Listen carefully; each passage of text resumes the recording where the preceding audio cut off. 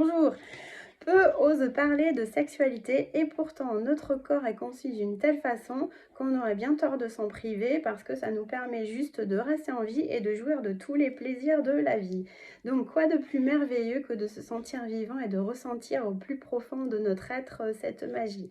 La sexualité a tellement de degrés d'intensité qu'on pourrait en parler très longtemps. J'ai abordé le sujet du sacré féminin et de ses épreuves dans l'ébauche de mon e-book Testament du Phénix aux 40 vies sur mon profil en proposant de me permettre de développer ce qui me semble manquant.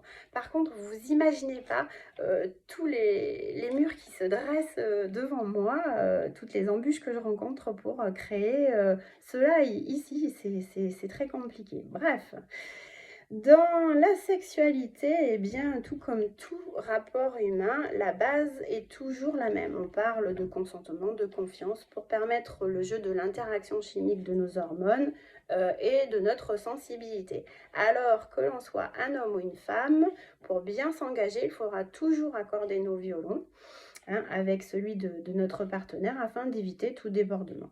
Si sentir son corps vibrer, ressentir cette alchimie aux multiples variantes du plaisir font partie de nos besoins fondamentaux en termes de sentiments et d'amour.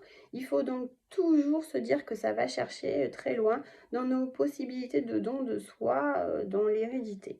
Alors rien d'étonnant si au départ la foulée n'est pas la même et si dans la durée le ressenti varie en fonction des sentiments.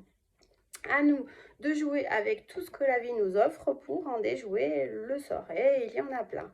Peu importe la coiffure ou celles qui ont préféré le tatouage, pour moi aussi, le clitoris, c'est bien d'une femme s'apparente à une fleur précieuse et fragile, sésame d'un merveilleux Éden aux multiples plaisirs chez les hommes. Et bien que l'idéal serait qu'il y en ait un qui ose en parler ouvertement, eh bien, je pense que la sensibilité est la même et peut-être même, ça ne doit pas être évident, d'avoir tout le temps ce rôle d'irréductible, cadre fantastique ou de créateur sur la tête. Alors, ainsi que l'on soit un homme ou une femme, forcer les choses ou provoquer le désastre serait courir à l'échec. Lorsque le désir n'y est plus, que vous sentez votre corps coupé en deux et si vous trouvez le besoin de rajouter l'alcool, la drogue, les antidépresseurs dont les dégâts sont épouvantables, on sait très bien ce que ça fait, dites-vous que le fluide est rompu et qu'insister ferait plus de bien que de mal. Alors, comme dit Marie Gillin dans le film, je vais partager l'affiche à la fin, tout le plaisir est pour moi. Mentir, c'est comme simuler, ça te retombe dessus un jour ou l'autre. Alors attention, que vous soyez un homme et une femme, pensez aussi à votre périnée. Le plancher pelvien s'étend du pubis au coccyx, des parties génitales à l'anus. Le périnée est important pour avoir une sexualité épanouie, mais aussi pour avoir un bon fonctionnement correct de nos sphincters.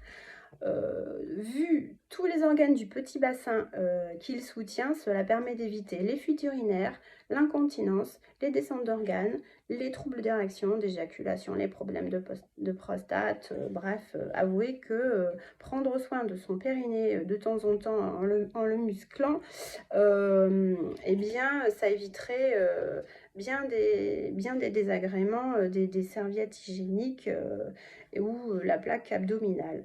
Pour muscler son périnée en douceur, il y a plusieurs possibilités.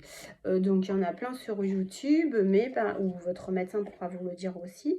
Mais par exemple, vous pouvez serrer les fesses et le ventre sur une expiration en marchant ou en étant en position immobile. Attention aussi à ne pas faire trop souvent de sport à impact qui n'arrange pas les choses ou à secousse.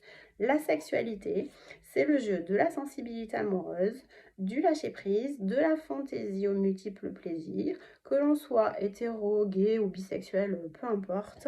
Le principal est peut-être toujours d'avoir l'impression de découvrir l'autre, ses besoins, et d'en créer la magie pour rompre l'ennui.